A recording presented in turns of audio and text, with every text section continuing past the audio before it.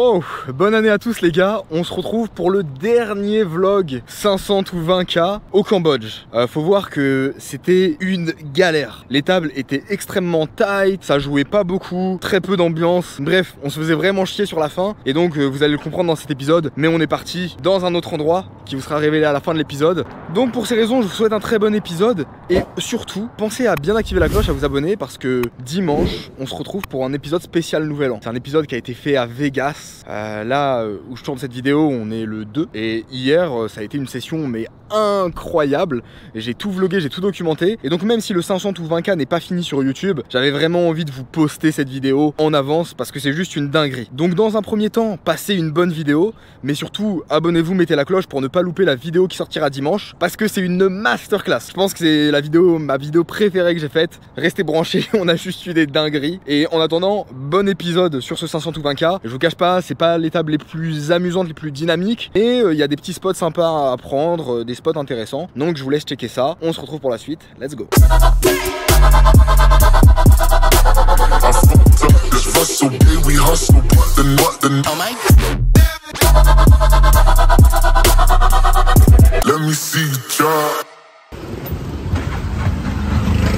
Ah oui d'accord, frère, il y a des impacts de balles et tout quoi.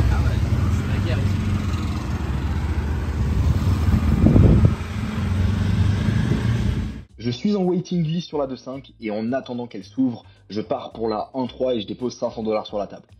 Une vraie table de petits vieux, je grind des petits spots, c'est un régal. Après un moment d'attente, je reçois 7 et 8 suités au bouton. Le joueur en début de parole call et le joueur au hijack relance à 12 $. Je call, le joueur en grosse blinde call et le joueur UTG call. On se retrouve à 4 sur un flop 9-6-4 rainbow. J'ai un beau tirage comme par les deux bouts, je check. Tout le monde check et la turn tombe un 3 qui ouvre un tirage couleur. Je check, le joueur en grosse blinde envoie un bet à 20 $, tout le monde fold jusqu'à moi, et franchement, pour avoir faké sur ce flop et maintenant misé aussi peu cher, il représente une main vraiment faible, comme un petit 6 ou alors un tirage couleur qui l'aurait touché à la turn. On est parti pour lui mettre un maximum de pression turn et river. Je lui envoie un raise à 80 $, il call, la river tombe en 2. C'est mon heure de gloire, je fais all-in pour 210 $. Il hésite un moment, puis il fold. Tous les joueurs sur la table sont des joueurs qui foldent beaucoup. Sauf le joueur à droite qui fait que de me taquiner et qui me dit « Ah, toi t'es agressif, toi tu mets beaucoup de bluff. » Et je sais que c'est un joueur sur lequel je vais avoir du mal à mettre de la pression. Et donc pour confirmer cette chose, j'essaie de lui montrer discrètement mes cartes, mais sans pour autant montrer que je monte mes cartes volontairement. Et je fais genre que je montre pour la caméra, mais je m'assure qu'il voit bien mes cartes. L'objectif de ça, c'est qu'il me voit comme un joueur très agressif, mais que je ne montre pas mes cartes volontairement, parce que si je montre mes cartes volontairement, il va se dire que je sais que je lui ai montré que j'avais une main agressive. Et donc, je fais ce petit move de lui montrer mes cartes légèrement. On continue à bien grind la table, monter des jetons, on met le rythme. Jusqu'à recevoir une belle paire de valets en milieu de position. Il y a un Mississippi à 6 et le joueur en grosse blinde open à 20 $. Bon. On est parti, on est en position, va falloir faire grossir le pot. Surtout que c'est un joueur qui me déteste absolument, et je sais que contre moi il a tendance à bien chauffer. Je lui envoie un 3-bet à 70 $, il call, et notre beau heads-up commence sur un flop 9-8-2 avec un tirage couleur. Là-dessus il reprend l'initiative et il envoie 40 $. Ça représente vraiment pas beaucoup de force, potentiellement des As-3, As-Dame qui pourraient jouer comme ça. On est parti pour faire grossir ce pot, je lui envoie un raise à 140 $. Il call, et la turn tombe un roi. C'est la pire des cartes, j'ai du mal à voir ce que je peux battre ici, potentiellement une main comme 10 et 9, 10-10, mais ça fait assez peu de combos. Il check, je check également, river tombe le 3 de pique qui fait rentrer la flush, il check, et franchement, il représente pas beaucoup As-3, pour autant je suis pas sûr de pouvoir value des mains comme 10 et 9, paire de 10, et je sais pas à quel point il peut checker les rois parce qu'il a peur de la flush. Ah, j'hésite vraiment à value river, je check, et il retourne une paire de dames. Bon, on a évité le pire parce que contre lui, j'étais prêt à go broke tous les jours pré-flop. Et sur cette main, je repasse légèrement perdant sur la session. J'enchaîne avec Roi 6 suité en grosse blinde. Le joueur au cutoff open à 10 $, le joueur en small blind call, et je prends l'option de call également. C'est vrai que c'est des spots où j'ai tendance à aimer 3 bêtes normalement, mais là on n'a pas beaucoup de profondeur, et donc je vais avoir plus de marge de manœuvre à bluffer dans des pots qui sont petits parce que je vais avoir de la profondeur et je vais pouvoir mettre de la pression. Tombe un flop 17-4 bicolore. La small blind check, je check, et le joueur au cutoff check également. Turn, tombe la doublette du 6. C'est magnifique. Le joueur en small blind bet 15 $. Et le joueur en small blind, c'est le joueur un peu suspicieux, à qui j'ai montré ma main quelques minutes avant. Il run mal le timing. Et pour fêter ça, je lui envoie un bon raise à 50 $. Le joueur au cut-off fold, et le joueur en small blind me regarde, et il fait all-in pour environ 200 $. Je call, et il retourne dame 10 dépareillé. Wow, je sais pas si c'est le petit move fourbe que j'ai fait en lui montrant mes cartes qu'il a chauffé, mais en tout cas, il s'est chauffé complètement. Bon, il joue toujours un 10 sur la river, heureusement le croupier retourne un 2 et je gagne. Main suivante, j'ai As-Dame dépareillé au bouton. En début de parole, Hugo, un des récréatifs de la table, prend l'option de call. Les joueurs au hijack et cut-off call, et j'envoie un raise à 15 $. Pour mon plus grand plaisir, tout le monde call et on se retrouve à 4 sur un flop 9-4-3 bicolore. J'envoie un premier bet à 30 $, les joueurs au hijack et cut-off call, la turn tombe à un roi qui est une carte magnifique. Ils ont très peu de droits dans leur range, ils ont principalement des petites paires ou des tirages, et donc c'est une très bonne opportunité pour mettre un maximum de pression. J'envoie un bet à 75 $, et instantanément, les deux joueurs fold, on récupère encore un autre coup. Wow, les choses se corsent, j'ai A7 dépareillé en grosse blinde. Il y a un Mississippi à 6 $, le joueur en small blind call, et franchement, normalement c'est une main que je fold tous les jours, mais tout le monde est trop face-up. Ça fait un moment que je les joue. J'ai plein de notes sur tous les profils, j'ai plein de size intel, et j'ai de quoi bien me régaler.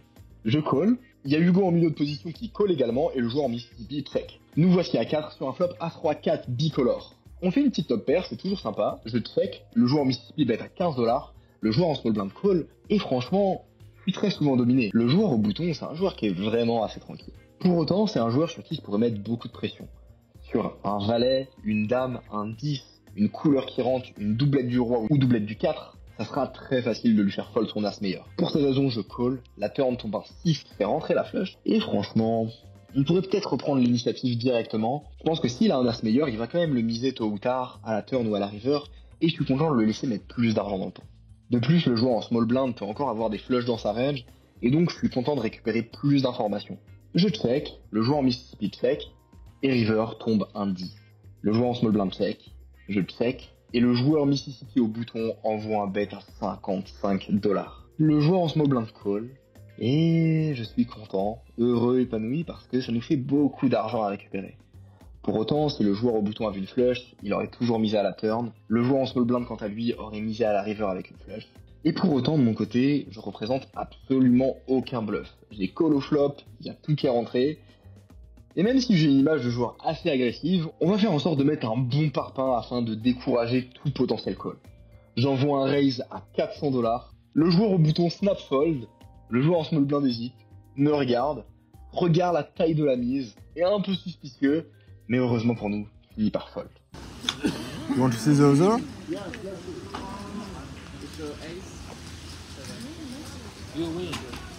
Oh, it's a bluff. Malheureusement, la 2-5 open pie, la limite est beaucoup trop basse au vu de où on en est sur le challenge. Après une heure de jeu, je me retrouve avec 995 $ de stack, soit 495 $ de profit, et je décide d'arrêter la session là-dessus. On arrive pour cette session numéro 10, il est 15h09 quand je pose mon cul sur cette chaise, on dépose 500 $ sur cette 1-3, et rapidement je vais jouer quelques spots où je vais perdre un peu d'argent jusqu'à découvrir Roi-Valet au cutoff. Le joueur UTG décide de call et le joueur en milieu de position décide de relancer à 12 $. Ici je vais prendre le spot de 3 bêtes, je relance à 45 $ et ce joueur décide de call. On se retrouve sur un flop magnifique, 10-4-4, j'ai l'impression de dire qu'ils sont tous magnifiques, mais c'est vrai en vrai, ils sont tous magnifiques, tous ces flops là. Il connecte pas du tout sa range, on est très content. Je bête 40 $, il call, turn, ça tombe la doublette du 10, et ce qui est super intéressant, c'est que ici, tout simplement dans sa range, il a pas mal de mains comme As-Roi, As-Dame, As-Valet, qui va avoir call au flop, également des pockets, et donc je représente énormément de force dans ma range à avoir isolé 45, bet au flop, et si je continue à la turn, ça représente vraiment beaucoup de force. Et donc sur cette doublette du 10, je décide directement de jam pour ces 220 $ restants, étant donné que lui il jouait que avec 300 $, pour justement mettre de la pression sur toutes ces auteurs as, sur toutes ces PP. Et malheureusement, il me call paire d'as. Donc c'est sûr que c'était pas le type de main qu'on voulait faire fold. Et on est tout simplement en drawing dead, river ça tombe le 8 et directement on perd 300 $. Il me reste 100 $ devant moi parce que les spots d'avant j'avais perdu déjà quelques petits jetons et donc je redépose 400 $. Donc nous on est habitué dans tous les cas de faire des starters comme ça, le premier bluff qui passe pas. On redépose, c'est pas un souci, on est à plus 900 de deposit pour 500 de stack. De mon côté, je grignote quelques petits spots où je gagne des petits jetons par-ci par-là, jusqu'à découvrir As-10 off en milieu de position. Je relance à 12$ et le joueur au cutoff me relance à 35$. Il y a le joueur en bébé qui colle, et ici c'est très intéressant parce que le joueur au cutoff est un joueur qui a perdu un pot, qui est un peu tilté, et j'ai cette sensation qui va un peu trop fast play, un peu trop relancer des mains weak ici, typiquement des mains comme Roi-Valet, Dame-Valet, des mains également comme Valet 10, et donc je suis très content de mettre de la pression sur ce type de range, étant donné que j'estime qu'il va size plus cher ces mains comme 2 rois, 2 as, 2 dames. Évidemment, le joueur en big blind, j'en parle pas trop, mais il est capé dans ce spot, étant donné qu'il a pas ses meilleures mains parce qu'il les aurait déjà relancées. Et donc, je vais 4 bêtes à 100$. Également, le joueur en bébé, j'en parle pas trop, mais très souvent, il aurait relancé ses mains fortes, et donc il est également capé, il a très peu de mains comme 2 as, 2 rois dans sa range. Je relance à 100$. Le joueur au cutoff me snap call, donc intéressant, il snap call, c'est-à-dire qu'il n'a pas de décision, donc c'est déjà on est sûr et certain qu'il n'a pas son top de range, parce qu'il aurait hésité à relancer, mais là il snap call, donc ça nous confirme qu'on est bien sur des mains relativement weak, mais pour autant il est tilté d'avoir perdu avant, et je pense que c'est pour ça qu'il a envie de se refaire. Et le joueur en bébé call également. On est 3 à avoir mis 100$ chacun au milieu, et on se retrouve sur un flop As 10 7 avec un tirage couleur.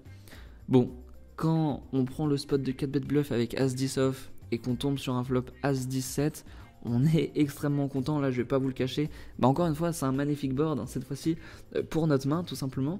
Le joueur en bébé, on sait pas d'où, décide de faire all-in pour 236$.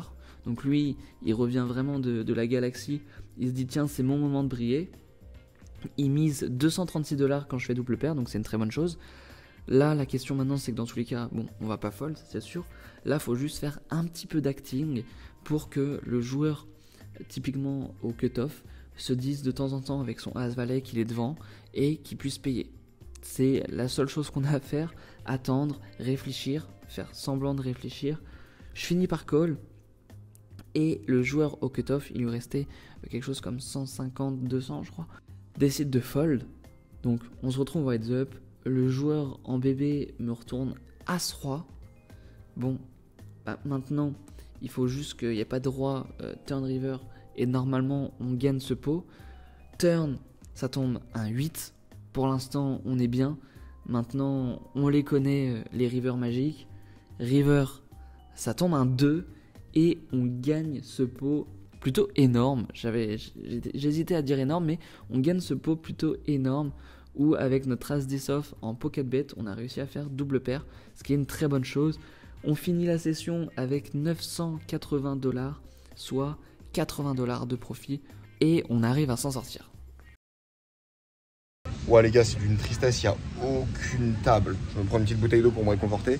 En ce moment, il n'y a rien qui tourne. Il y a des petites 1-3 qui tournent la journée, la 5-10, elle open, elle close direct.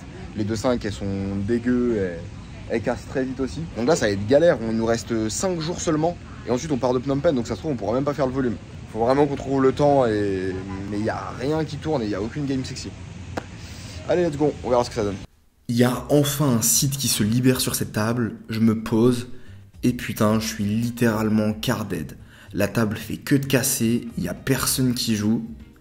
J'envoie un gros spot de bluff qui passe, un autre spot de bluff catch qui passe pas, et je continue à avoir des flops sans toucher. Après 1h30 à la table, il n'y a absolument rien qui se passe. Et franchement, c'est pas là-dessus qu'on va finir le challenge. Au final, après 1h30 de jeu, je finis cette session à moins 102$. Il est 11h15 du mat quand j'arrive à la table et que je pose mon cul sur cette chaise. On dépose 500$, je perds quelques petits pots jusqu'à ce qu'arrive cette main où j'ai As-7 off en big blind. Il y a le joueur au bouton qui est, j'ai l'impression, un reg online, mais en même temps c'est un mec, il est 11h du mat, le mec a déjà l'air bourré, il est un peu bizarre, il fait des trucs, enfin il a l'air d'être d'un autre monde entre guillemets, et il relance à 7$. Je sais pas trop comment l'interpréter parce que c'est vraiment très rare de voir des sizing aussi faibles en live, et donc je décide de défendre mon As-7 off. On tombe sur un flop 8-5-3 avec un tirage tirage couleur, je check, il mise 10$. Ici, on a hauteur as, c'est un board qui connecte pas non plus énormément avec sa range de big blind. Je vais défendre, je call. Turn, ça tombe un 2 qui fait rentrer la flush, je check et il décide également de check. River, ça tombe le roi, et ici, c'est une carte très intéressante parce que dans sa range, il va avoir des rois X, mais également, il va aussi avoir des mains comme As-Dame, As-Valet, As-10, As-9,